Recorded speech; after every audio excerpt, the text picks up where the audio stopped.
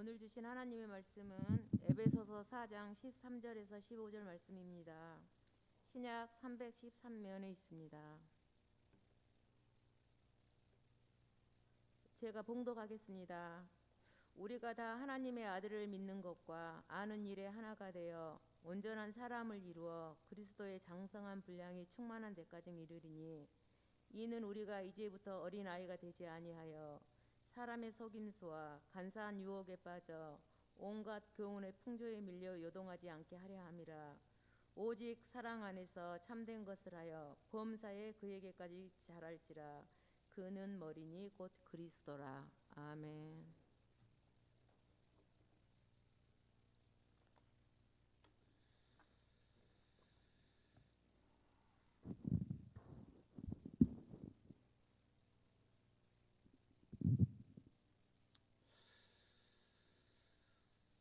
우리가 지금 2주 전부터 예수 그리스도를 닮아가는 삶에 대한 주제를 우리가 다루고 있습니다. 오늘은 세 번째 주제인데, 그리스도의 장성함에 이르기까지라는 주제입니다. 인생의 목적을 어디서 찾는가가 참 중요합니다. 왜냐하면 그 목적이 그 사람의 인생을 좌우하기 때문이죠. 사람들은 돈을 많이 버는 것, 재미있게 사는 것, 성공하는 것, 가족이 행복하게 사는 것, 건강하게 사는 것, 이런 것 등에서 인생의 목적을 찾으려고 합니다. 많은 사람들이 돈을 버는 것에 목적을 두고 나는 돈을 벌어야 되겠다, 거의 그게 인생의 목적처럼 사는 분들이 있습니다. 그리고 젊은 사람들은 이렇게 젊을 때 보면 재밌게 살아야지 해서 재미를 인생의 목적으로 여기서 달려가는 분도 있습니다. 또 성공하는 것이 인생의 목적인 사람도 있습니다. 어쨌든지 나는 성공해야 되겠다, 그래서 모든 것을 희생해서라도 그 성공을 이루기 위해서 달려가는 사람의 모습을 봅니다. 저도 그런 부류에 속했던 사람 중에 하나죠. 그리고 또 가족이 행복하게 사는 것, 여기에 인생의 목적을 두는 사람도 있습니다. 가족의 행복을 이렇게 어렵게 하는 것이라면 모든 것을 다 이렇게 받아들이지 않습니다. 가족의 행복이 최고 중요하다는 것입니다. 그 다음에 어떤 사람은 또 건강하게 사는 것을 가장 중요한 인생의 목적으로 생각합니다. 그래서 자기 몸을 챙기는 것은 제일 먼저 챙기고 그렇죠. 그런데 여러분, 인생의 목적은 인간보다 하위 개념이나 인간의 행복 정도에서만 찾게 되면 인간은 만족할 수가 없습니다. 우리는 인간보다 더 큰 개념에서 목적을 찾아야 만족할 수가 있어요. 그 부분은 또 다른 관점에서 또 한번 말씀을 전할 기회가 있는데, 인간의 마음 속에는 채워지지 않는 갈망이 있는데, 그 채워지지 않는 갈망은 인간보다 더 하위적인 차원의 어떤 것, 그 돈을 이렇게 얻는다거나, 또는 어떤 남보다 많은 것을 소유한다거나, 또 인간이 추구하는 정도의 어떤 것을 이렇게 얻었다고 해서 그 마음 속에 있는 이 갈망이 이렇게 만족되는 건 아닙니다. 인간은 그것보다는 더 고차원적인 존재인데, 자기보다 더 큰 어떤 존재로부터 목적을 찾아야만이 만족을 할 수 있습니다. 여러분 살다 보면 아마 느낄 거예요. 아무리 여러분 이렇게 세상적인 것을 많이 이렇게 추구하고 쌓아놔도 거기서는 만족이 되지 않습니다. 뭐가 좀 부족함이 있어요. 그래서 그게 안 될 때 사람들이 일탈하지 않습니까? 여러분, 돈 많은 사람들, 권력을 가진 사람들이 일탈하는 행동을 하죠. 돈을 많이 얻었지만 남보다 더 높은 위치에 서 있지만 그것으로도 만족이 안 된다는 것이죠. 그러니까 성적 일탈을 하고 또 이렇게 또 다른 쾌락을 추구해서 막 다른 곳으로 가는 것이죠. 쾌락도 우리가 만족을 구하기 위해서 추구하는 것입니다. 아무튼 인간은 자신보다 더 큰 어떤 대상을 통해서 그 생의 목적을 찾아야만이 만족할 수 있는 것입니다. 요즘에 저는 우주와 은하, 또 블랙홀, 별들에 대한 책을 읽고 또 관련 영상을 보면서 여러 생각에 잠깁니다. 어렸을 때 여름밤에 깨어나 혼자 밖에 있는 화장실에 갔다 오다가 우연히 밤하늘에 반짝이는 별들을 바라보다 저 별들은 얼마나 멀리 떨어져 있을까? 저 별들은 왜 반짝일까? 라는 상념에 빠졌던 적도 있었습니다. 그런데 지금은 현실 세상 속에 매몰되어 살다 보니 그 동경을 다 잊고 살게 되었습니다. 그런데 요즘 저의 삶이 자꾸 협소해지는 것 같아서 좀 더 큰 세계 속에서 좀 더 장엄한 시간 속에서 나는 누구일까를 찾아보고 싶어서 그렇게 우주와 밤하늘의 별들에 관심을 갖게 되는 것 같습니다. 이 세상의 그 무엇으로는 채워질 수 없는 어떤 마음의 공간이 있다는 것이죠. 아무튼 인간이 인생의 목적을 찾을 때 우리 인간의 수준에서만 찾으면 근본적인 만족이 되지 않습니다. 그래서 우리는 우주를 창조하시고 이 세상 역사를 주관해 가신 하나님, 또한 우리 한 사람 한 사람을 목적을 가지고 창조하시고 나를 잘 아시는 하나님, 바로 그 하나님에게서 인생의 목적을 찾을 수 있다면 최선이 될 것입니다. 그분이 가장 잘 아시죠. 제가 왜 태어났습니까? 왜 저를 지으셨습니까? 그분보다 더 잘 아시는 분이 없으시죠. 자, 그러면 우리 인간을 향하신 하나님의 궁극적인 목적은 무엇일까요? 지난 2주 전 수요 예배에서 우리 성도에게는 하나님이 디자인하신 인생의 목표와 방향이 있다고 했습니다. 우리가 인생의 목적과 우리는 어느 방향으로 가야 될까 이렇게 고민할 수 있는데 하나님이 이미 디자인해 두신, 미리 준비해 두신 인생의 목적과 방향이 있다는 것입니다. 그것은 우리 안에 그 아들의 형상을 이루려고 하는 것이라는 것입니다. 그것이 지난 2주 전에 8월 29절 그 말씀을 가지고 제가 말씀드렸습니다. 로마서 8장 29절에 이 말씀을 가지고 말씀드렸어요. 로마서 8장 29절에 이런 말씀이 있습니다. 하나님이 미리 아신 자들을 또한 그 아들의 형상을 본받게 하기 위하여 미리 정하셨으니 이는 그로 많은 형제 중에 맏아들이 되게 하려 하심이니라. 이 말씀을 쉽게 말하면 이런 겁니다. 하나님께서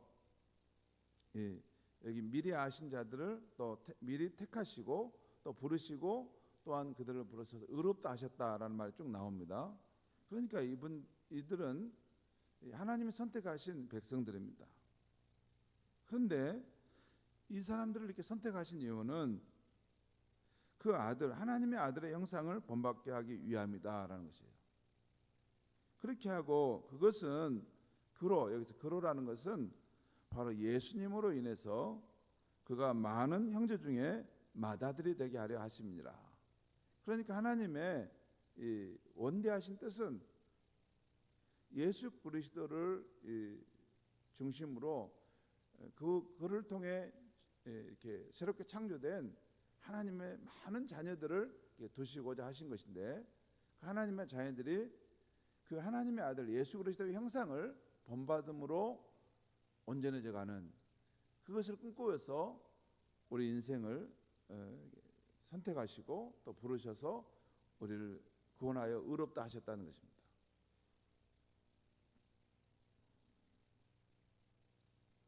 한마디로 우리가 예수님의 인격을 닮은 사람, 세상에서 예수님과 같이 매력적인 사람이 되는 것입니다.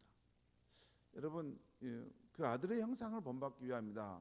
이걸 말씀을 이렇게 난해하게 해석할 필요 없습니다. 간단합니다. 우리가 예수님과 같은 그런 예수님의 인격을 닮은 사람, 예수님과 같은 매력적인 그런 크리스찬이 사람이 되도록 하기 위해서라는 거예요. 또 지난주에는 주의 영으로 말미암아라는 말씀을 전했어요. 그때 보았던 말씀이 고린도후서 3장 18절 말씀입니다. 거기 보면 우리가 다 수건을 벗은 얼굴로 거울을 보는 것 같이 우리가 다 주의 영광을 보매 그와 같은 형상으로 변화하여 영광에서 영광으로 이르니 곧 주의 영으로 말미암음이니라. 이 말씀을 다시 주목해 보면 우리가 주의 영광을 본, 여기서 우리는 크리스찬을 말합니다. 우리가 주의 영광을 보매 그와 같은 형상으로 변하는데, 그와 같은 형상이 뭘까요? 주와 같은 형상으로 변한다는 것이에요. 그런데 그것이 주의 영으로 그렇게 되어져 간다는 것입니다. 그게 주의 영으로 말미암아라는 것이에요. 그 주의 영은 뭡니까? 성도 여러분, 주의 영이 있습니다. 주의 영은 누구냐면 우리가 우리 주 예수 그리스도라고 말하죠. 예수 그리스도, 예수님을 우리 주 예수님이라고 그래요. 주, 우리의 주님이시죠. 그러니까 주의 영은 예수의 영을 말합니다. 예수 그리스도의 영, 성령님을 말하는 거예요. 우리가 주의 영광을 보매 주와 같은 형상으로 변하는데 주의 영, 성령으로 그렇게 되어진다는 것입니다. 여기서 주의 영, 곧 성령님은 일반적으로는 성경 말씀을 통해서 우리가 주의 형성을 닮아가도록 인도하시죠.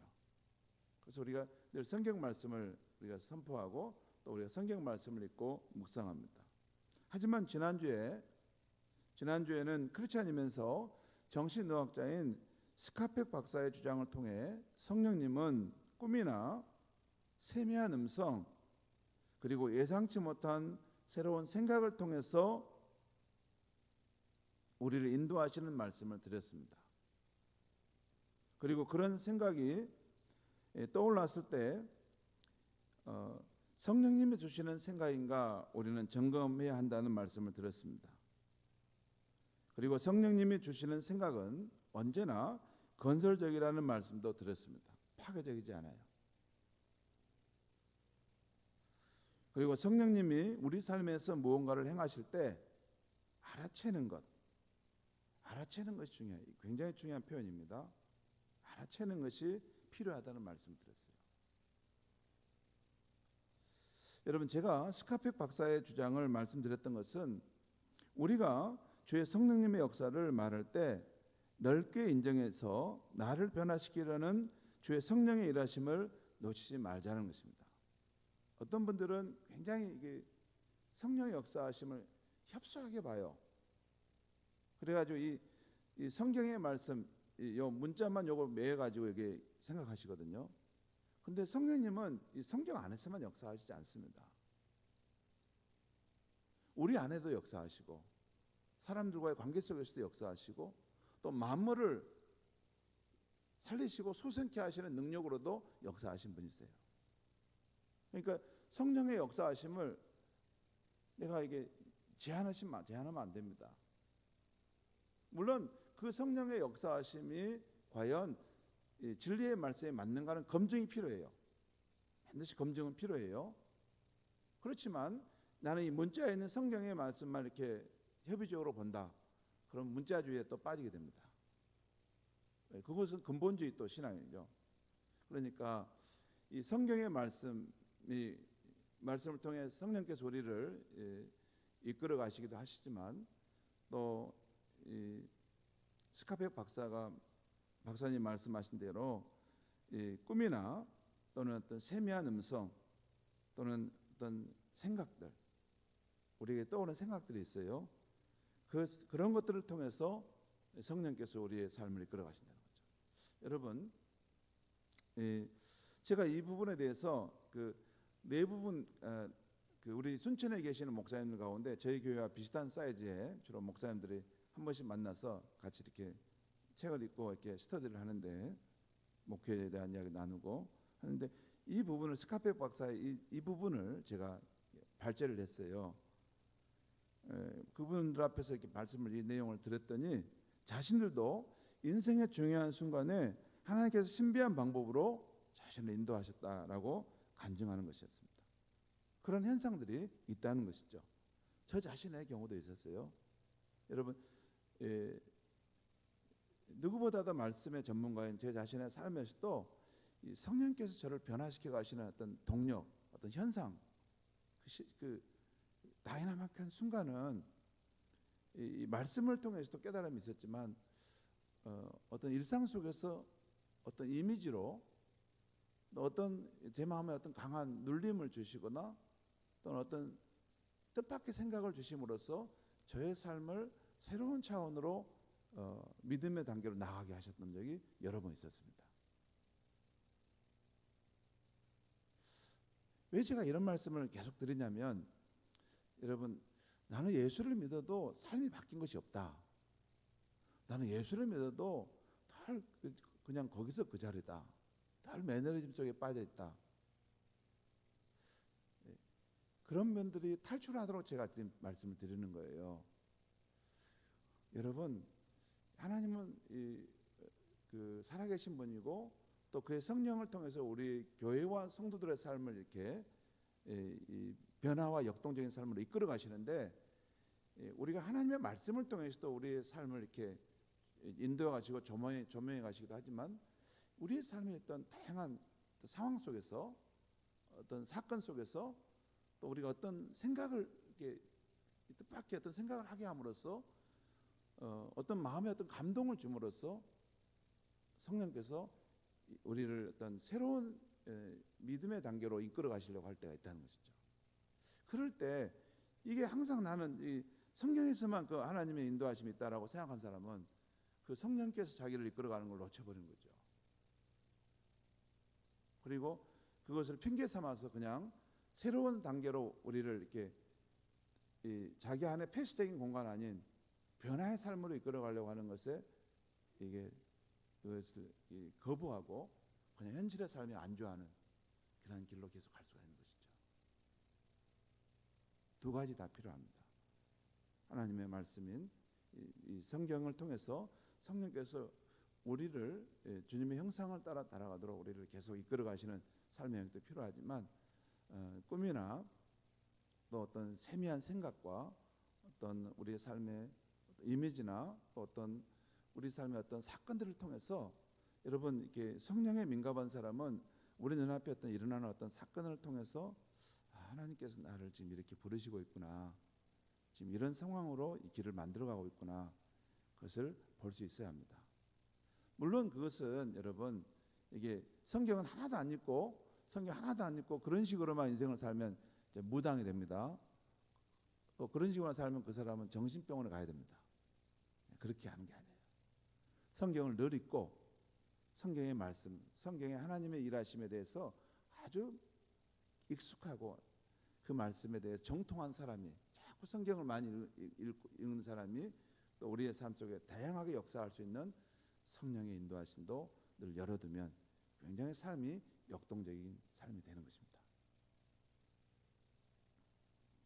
아무튼 이 주의 성령으로 말미암아 우리가 주의 형상으로 변화된다는 이 주제는 다음 주 수요일에 우리의 옛사람의 본성과 관련해서 어떻게 성령께서 우리를 이 그리스도의 형상으로 이걸 다시 한번 또 이것을 조정해 가시는가, 변화시켜 가시는가 하는 것은 다음 주에 한번 또 성령의 역사하심에 대한 이야기를 좀 더 다루겠습니다. 오늘은 예수 그리스도의 장성함에까지라는 주제로 말씀을 드리려고 합니다.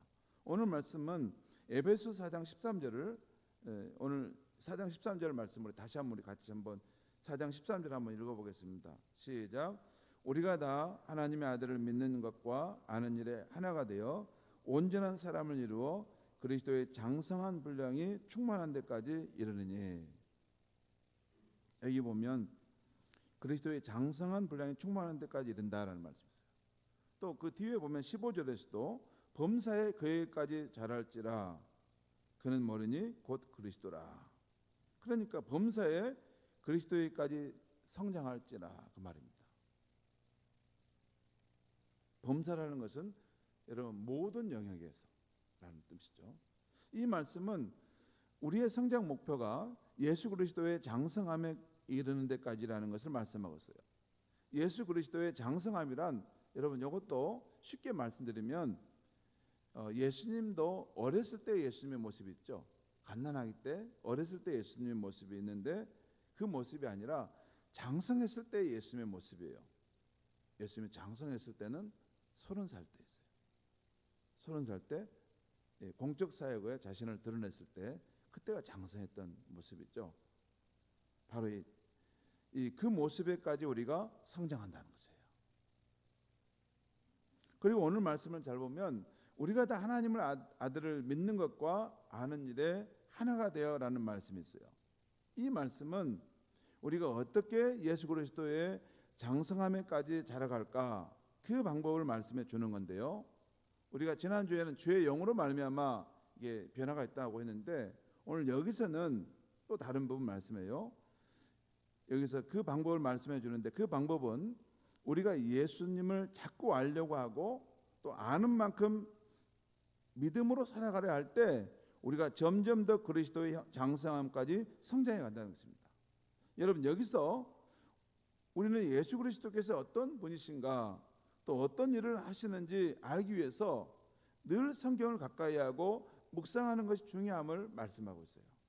여러분 여기 보면 여기 보면 하나님의 아들을 아는 일 또 믿는 일, 하나님의 아들 그 예수님을 아는 것은 어떻게 합니까? 어떻게 알아요? 이게 하나님의 말씀도 자꾸 들었기도 해야 되지만 또 예수님이 누구신가? 그분이 과거에, 현재에, 미래에 어떤 일들을 했고 하고 계시고 하실 것인지에 대해서 말씀하고 있는 이 성경을 가까이 해야 된다는 거예요. 그리고 이 성경을 읽다 보면 예수님이 이런 분이시구나. 여러분 교리적으로 아는 게 중요한 게 아닙니다. 그건 죽어있는 말이에요. 여러분 직접 성경을 읽어봐야 돼요. 직접 성경을 읽어보면 읽다 보면 예수님이 이런 분이시네. 또 예수님이 이런 일을 하셨고 또 지금 이런 일을 하고 계시고 미래에는 이런 일을 하실 것이라는 것을 여기서 보여주고 있네. 그러면 그 하나님의 아들 예수님에 대해서 알게 된 것을 믿는 것입니다. 그리고 믿음으로 그렇게 살아가는 것입니다. 그렇게 살다 보면 그분의 역사하심이 그분의 말씀의 진리라는 걸 체험하게 되는 거예요. 그러면서 점점 우리가 그리스도의 장성함까지 성장해 간다는 것이에요. 이 성경을 가까이 하고 그걸 묵상하는 건 정말 중요합니다.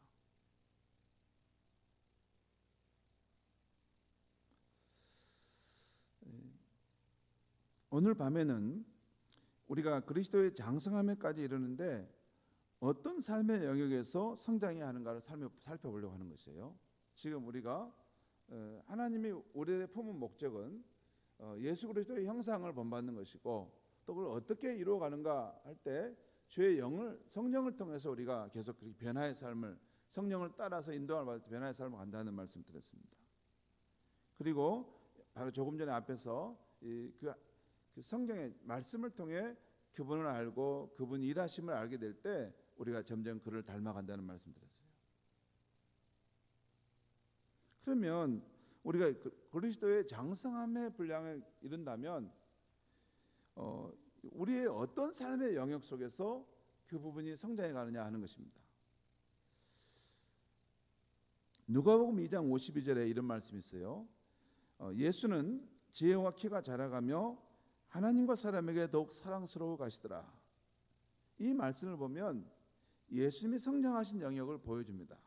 먼저 예수님께서는 지혜와 키가 자라셨다는 것을 말씀하는데 정신적, 육체적으로 성장했다는 것이에요.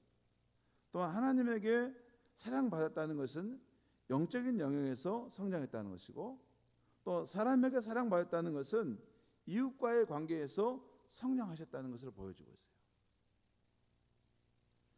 이것을 우리는 다음 네 가지 영역에서 성장한 이게 확장적으로 성장했다는 것, 성장한 것으로 확장해서 말씀할 수 있습니다. 먼저 하나님과의 관계에서 성장하고, 다음은 자신과의 관계에서 성장하고, 다음은 이웃과의 관계에서 성장하는데, 그리고 그 이웃은 두 부류가 있어요.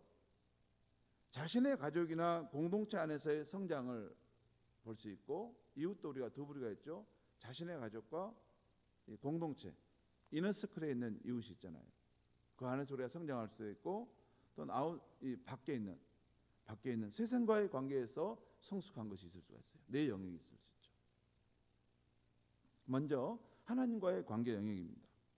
이것은 우리가 하나님과 인격적인 관계를 맺고 계속해서 하나님을 알아가고 사랑하는 삶입니다.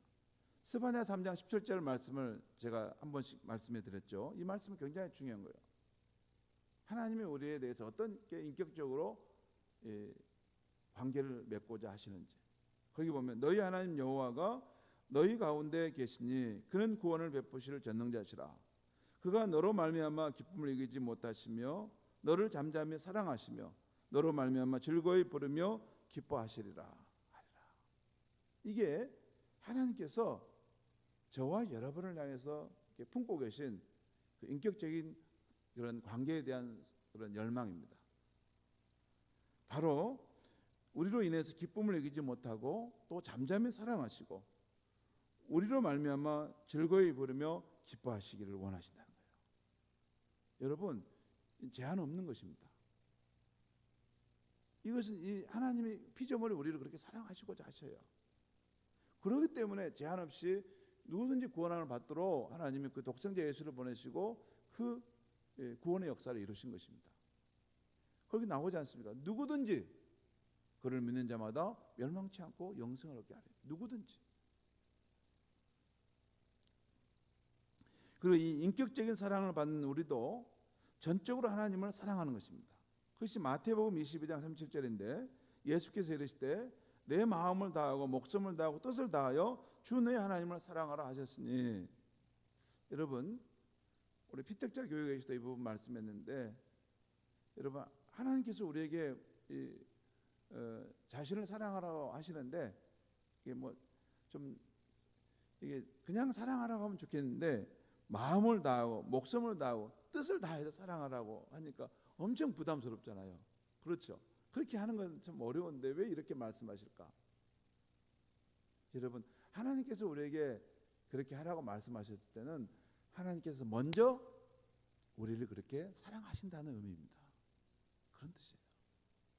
먼저 그렇게 뜻을 다하고 목숨을 다하고 마음을 다해서 하나님께서 그의 독생자를 십자가에 내어서 우리를 구원하시기까지 그렇게 뜨겁게 사랑하셨다는 거예요. 그리고 지금도 그렇게 사랑하신다는 거예요.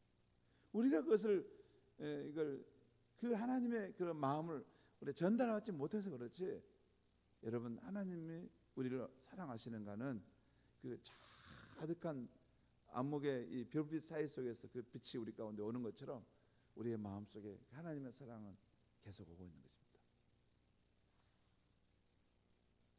이렇게 우리는 하나님의 아낌없는 사랑을 받고 또 우리도 그분을 진실로 사랑하는 인격적인 관계 속에 있을 때 성장해가는 것입니다. 하나님과의 관계가 성장해가는 것입니다.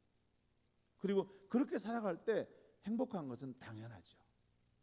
여러분 이 세상에 우리가 사랑의 목마름 속에 살아가는데 과연 하나님보다 우리에게 온전한 사랑, 진실한 사랑, 이 무조건적인 사랑을 줄 수 있는 분은 없습니다.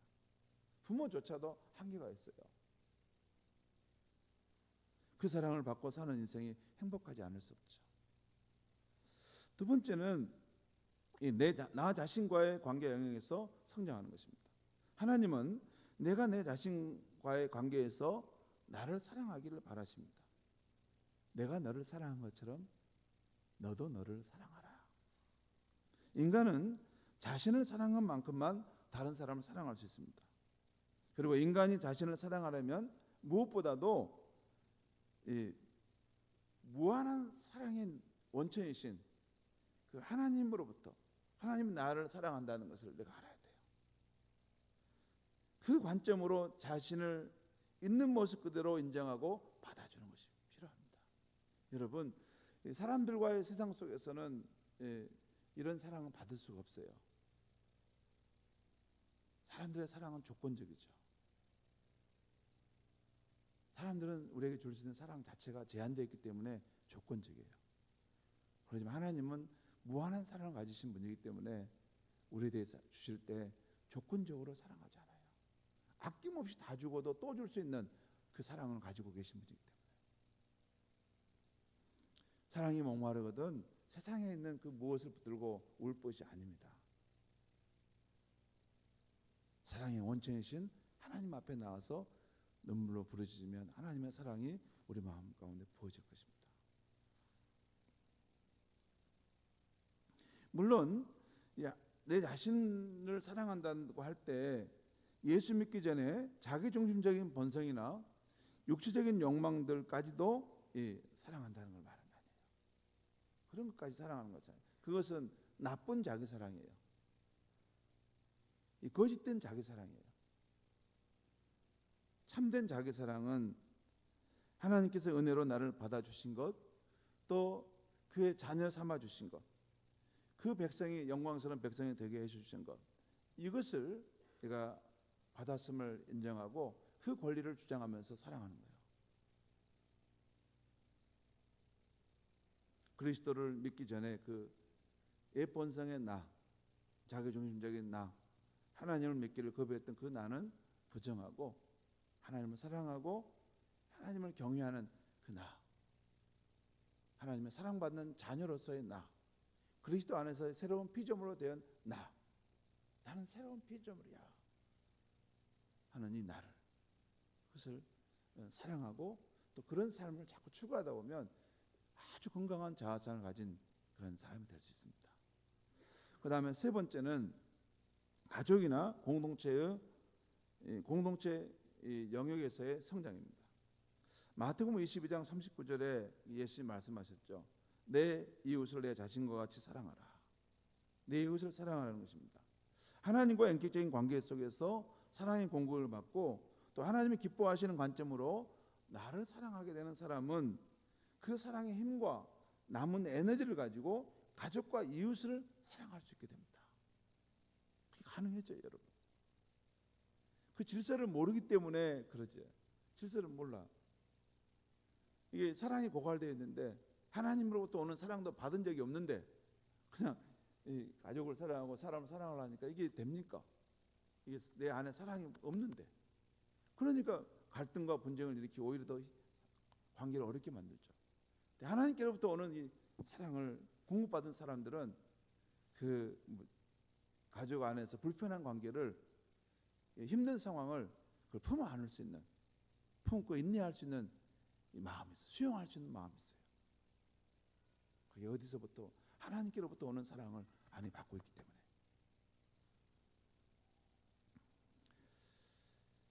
그렇게 해서 가족과 공동체의 관계와 성장해 가는 것입니다. 그 다음에 네 번째는 세상과의 관계 영역에서의 성장입니다. 우리는 세상에서 하나님 나라를 대표하는 백성이기 때문에 하나님의 정의와 사랑의 마음을 갖고 우리는 세상에 살아가는 거예요. 우리는 그 누구보다도 하나님의 정의와 사랑으로 사람들을 대하고 섬기려고 살아가는 것이죠. 여러분, 지금 우리가 잠언의 말씀을 계속 지금 보고 있는데, 잠언의 말씀 보면 너희 중에 가난한 자, 또 어려운 자, 또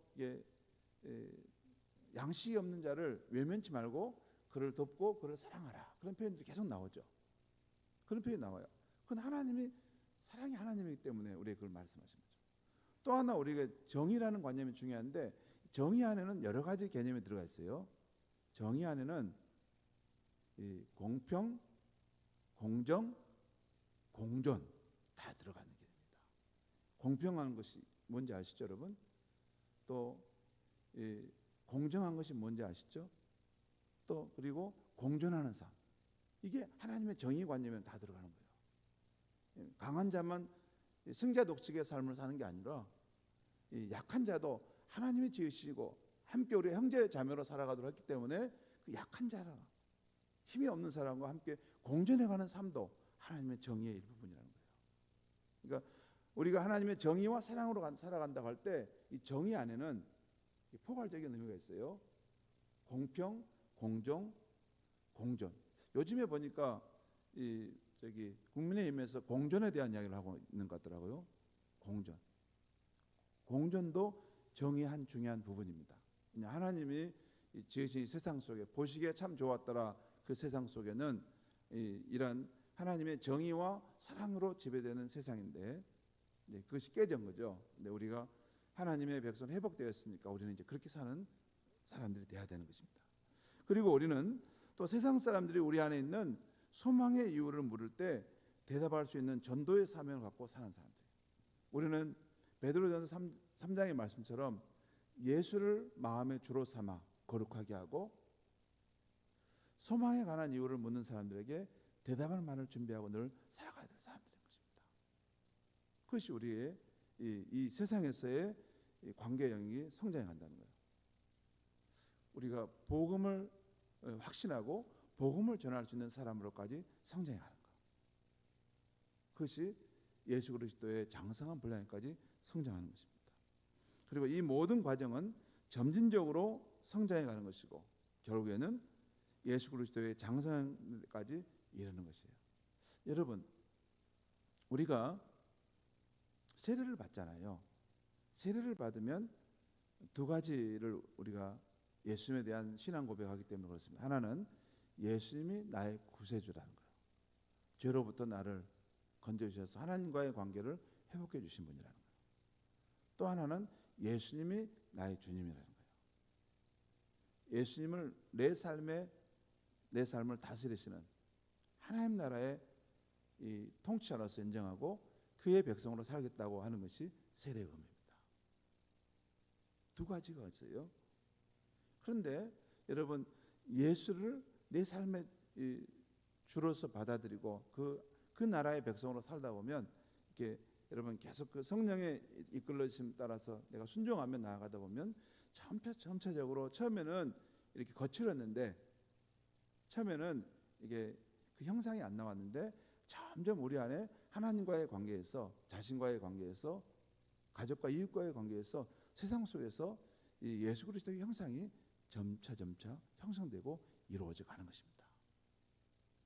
그것이 우리가 예수 그리스도의 장성한 분량까지 성장하는 것입니다. 여러분, 한 분이 이 관점, 하나님과의 관계, 또 자신과의 관계, 또 가족과 이웃과의 관계, 세상 속의 관계, 이 관계에서 나는